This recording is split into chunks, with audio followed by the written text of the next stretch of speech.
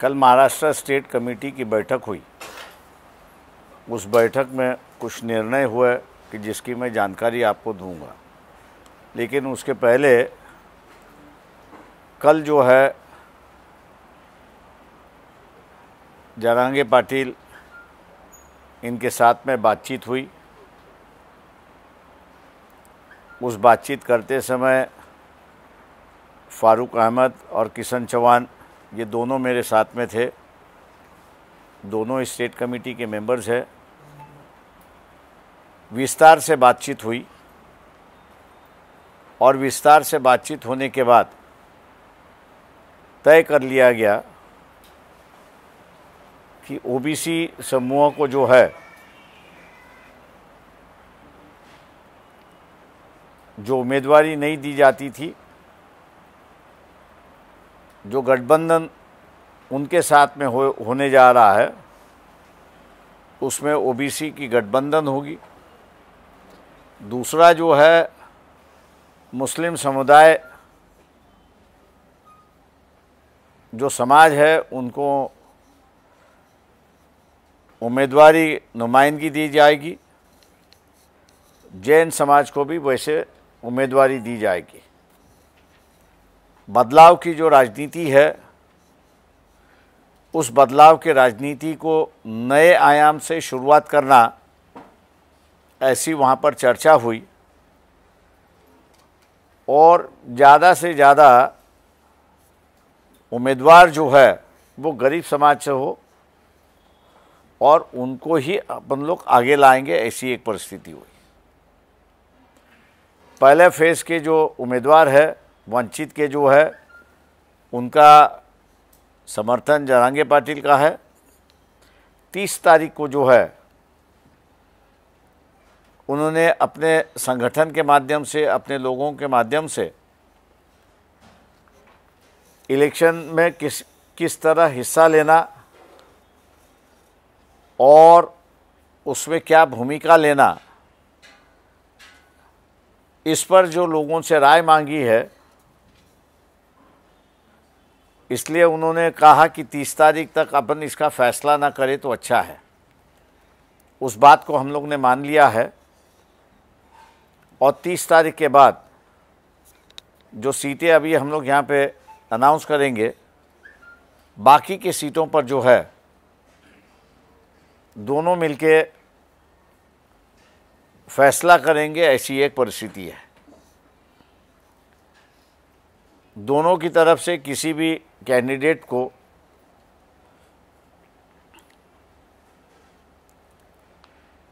Press नहीं किया जाएगा कि यही चाहिए यही चाहिए।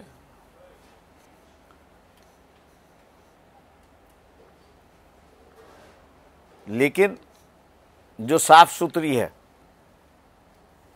गरीब है और उम्मीद रखते हैं कुछ करने का, इन्हीं क्राइटेरिया पे जो है वो उम्मीदवारी वहाँ पर दी जाएगी।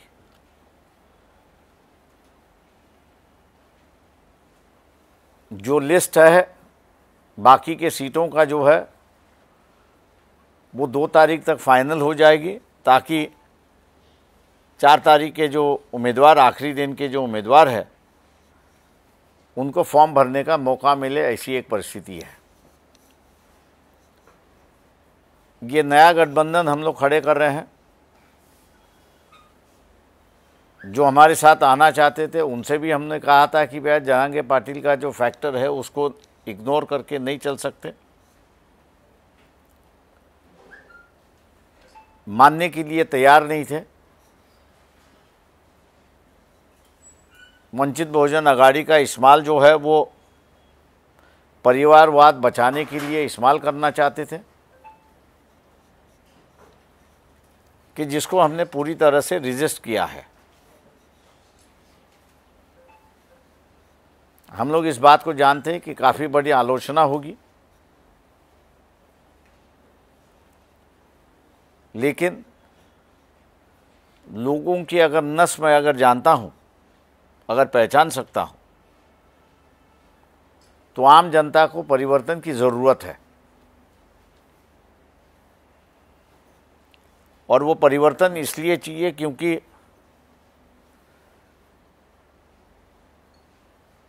एमएसपी प्राइस जो है किसानों के लिए, जो एमएसपी प्राइस सबसे लाभदायक है ऐसा मैं कहता हूं, उसका कानून बनना चाहिए।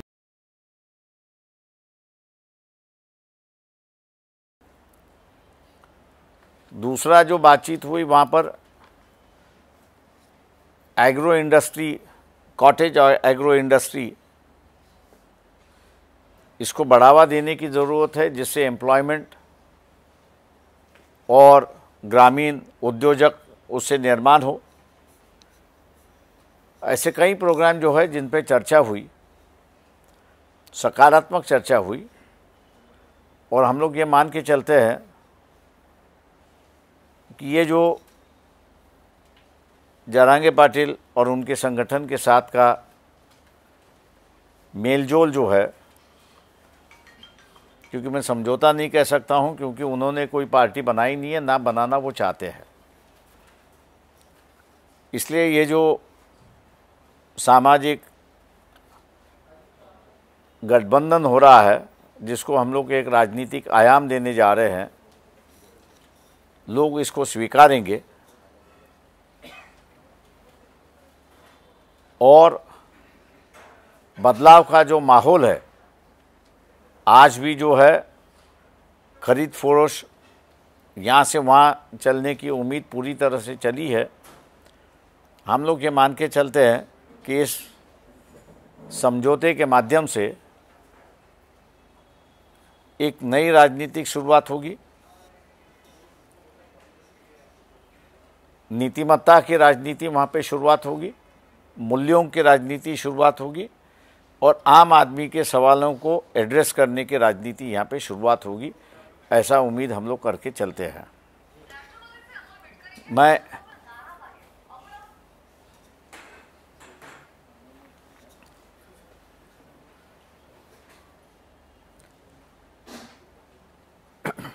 कल की जो बातचीत हुई उसका विवरण मैंने आपके सामने रखा हुआ है। फिलहाल अभी जो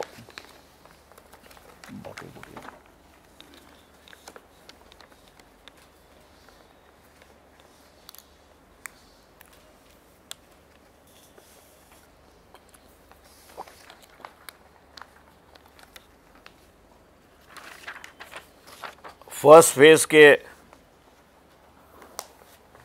जो उम्मीदवार है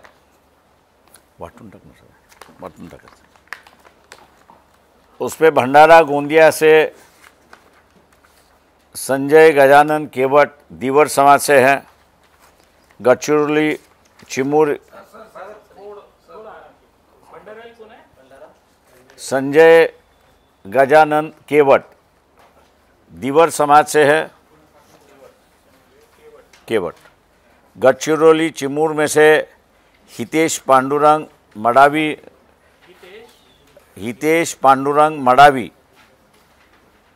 गोंड समाज से हैं। चंद्रपुर से राजेश वार्लूजी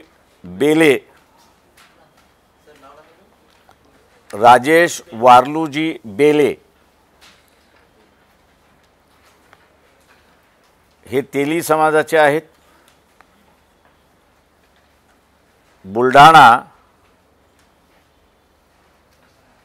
वसंत राजाराम मगर जी हैं, माली समाज के हैं। वसंत राजाराम मगर माली समाज के हैं।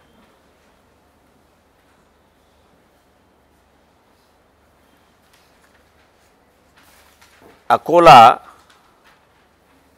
मैं खुद हूँ। अमरावती आरक्षित है, कुमारी प्राजक्ता पिल्लेवान, कुमारी प्राजक्ता तारकेश्वर पिल्लेवान।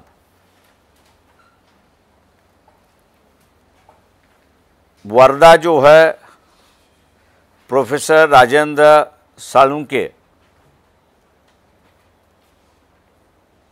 ये कुंभी समाज के हैं। यवतमाल वाशिम खेम सिंह प्रतापराव पवार, ये बंजारा समाज में से हैं।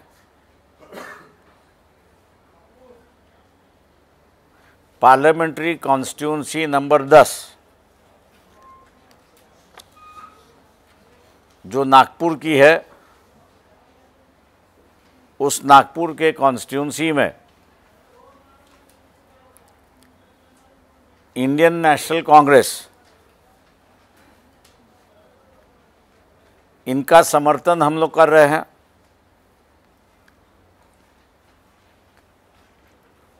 दूसरी बात जो कल के राज्य के कमेटी में डिसाइड हुआ, ओबीसी बहुजन पार्टी ये गठित हो चुकी है।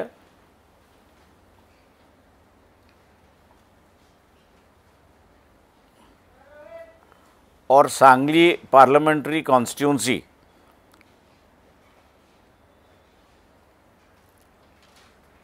उनका तय नहीं है, लेकिन वो प्रकाश शेंडगे अगर कॉन्टेस्ट करते हैं तो उनको हम समर्थन दे रहे हैं।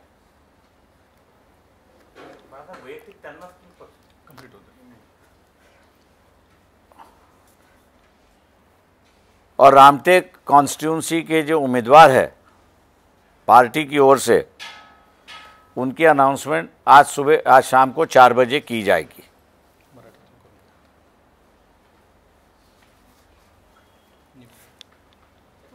मराठीत सलग मराठीत एकदा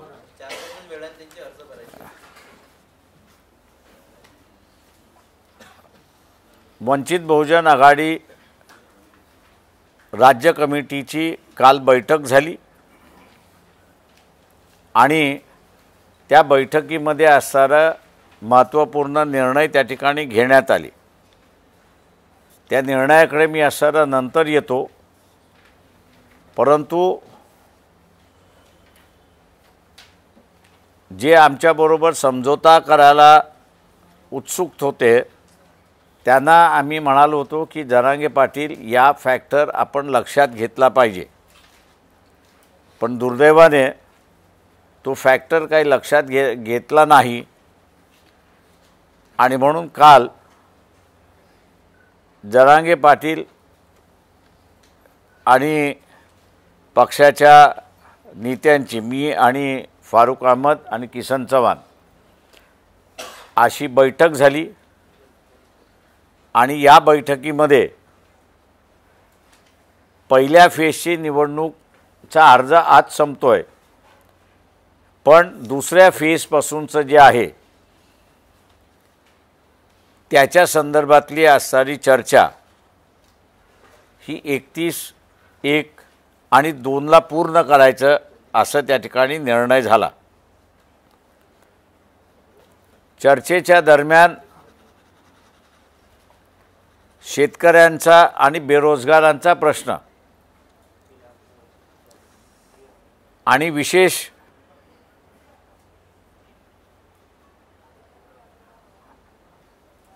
ॲग्रो इंडस्ट्री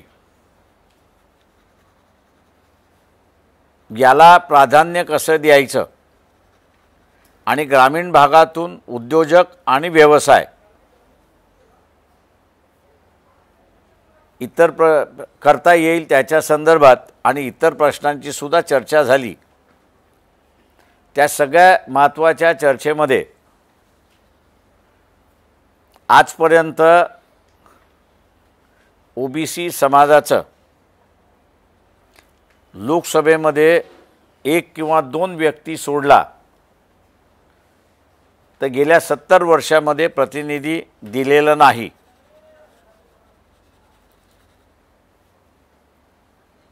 तेव्हा यावेळेस ओबीसी भटके विमुक्त हा फॅक्टर लक्षात घेता या समूहातून उमेदवारी द्यायची आणि त्यांना जिंकूनही आणायचं। दूसरा, बीजेपीने जे मुस्लिमांचं आयसोलेशनचं राजकारण सुरुवात केलंय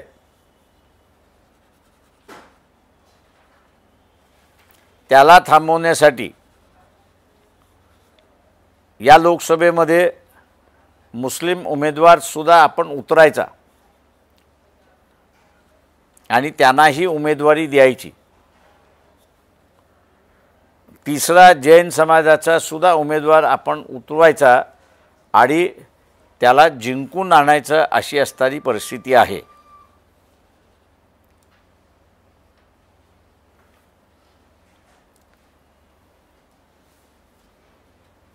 महाराष्ट्रामध्ये उपेक्षितांची, वंचितांची,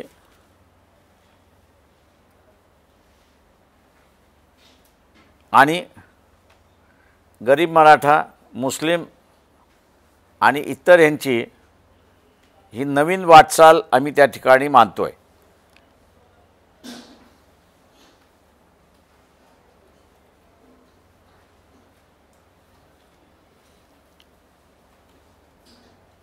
या वाटचालीला समूह पाठिंबा देईल अशी अपेक्षा आम्ही त्या ठिकाणी धरतोय. दुसरं सगळ्यात महत्त्वाचा जो निर्णय झाला तो म्हणजे राजकारण आणि इलेक्शन यामध्ये प्रचंड पैसा खर्च केला जातो, वापरला जातो.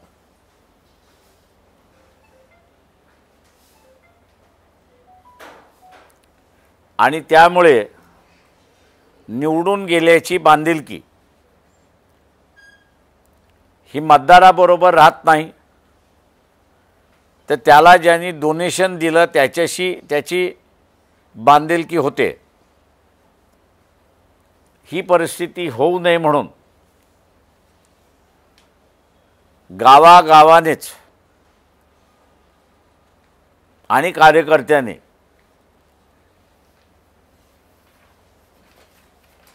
प्रचार सुरुवात केला पाहिजे.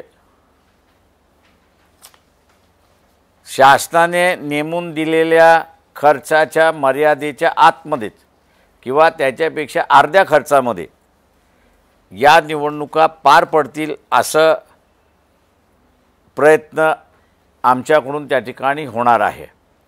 पैशाचा रोल हा इलिमिनेट करता येणार नाही, पण मिनिमाइज करण्याची कालचा निर्णय आमचा त्या ठिकाणी झाला, जेणेकरून इंग्रजीमध्ये ज्याला डिझर्विंग उमेदवार आपण म्हणतो त्याला उमेदवारी मिळेल. आणि आज जे आयाराम गयारामाचं जे राजकारण आहे, मला इथे उमेदवारी मिळाली नाही तर मी त्या पक्षामध्ये जातो, हे आपल्याला असताना थांबवता येईल अशी परिस्थिती आहे. तेव्हा हे जे निर्णय झाले कालच्या बैठकीमधले जरांगे पाटील यांच्याबरोबरचे ते मी आपल्यासमोर या ठिकाणी मांडलेले आहेत. दुसऱ्या बाजूस कालची जी बैठक झाली त्या बैठकीमध्ये मी आत्तापर्यंत आपल्याला जे सांगितलं त्याच्यावरती सुद्धा चर्चा झाली आणि आपण हे पुढे घेऊन गेलो पाहिजे असा निर्णय त्या ठिकाणी झाला. दुसरं, पहिल्या फेजमधले जे उमेदवार आहेत त्यांची नावंही निश्चित करण्यात आलेली आहेत. भंडारा गोंदिया मतदारसंघामध्ये संजय गजानन केवट दिवर समाजाचे आहेत. गडचिरोली चिमूर मतदारसंघामध्ये हितेश पांडुरंग मडावी हे गौंड समाजाचे आहेत. चंद्रपूर राजेश वारलूजी बेले हे उमेदवार आहेत, तेली समाजाचे आहेत.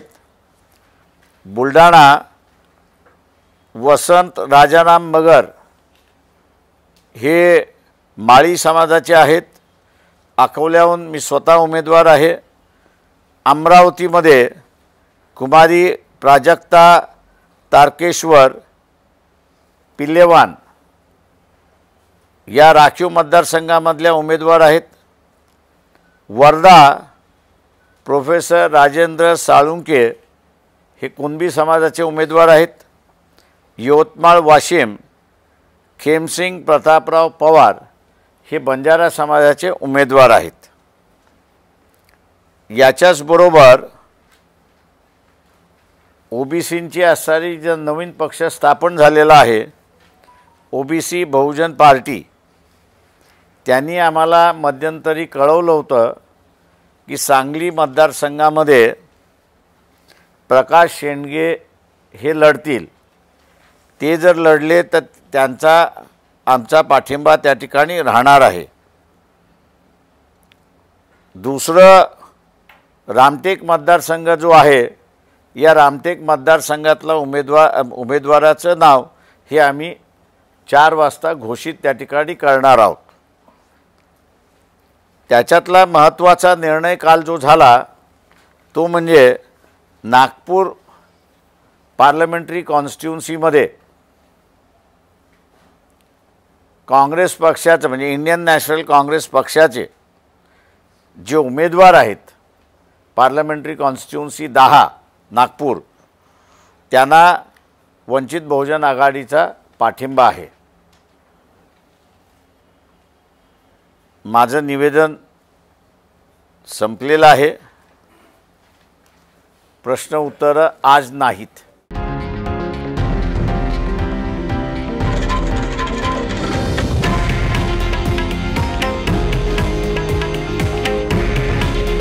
हे आहे देशातील नंबर 1 न्यूज नेटवर्क आणि आपण पाहत आहात TV9 मराठी। काळजी तुमची, हित महाराष्ट्राचं।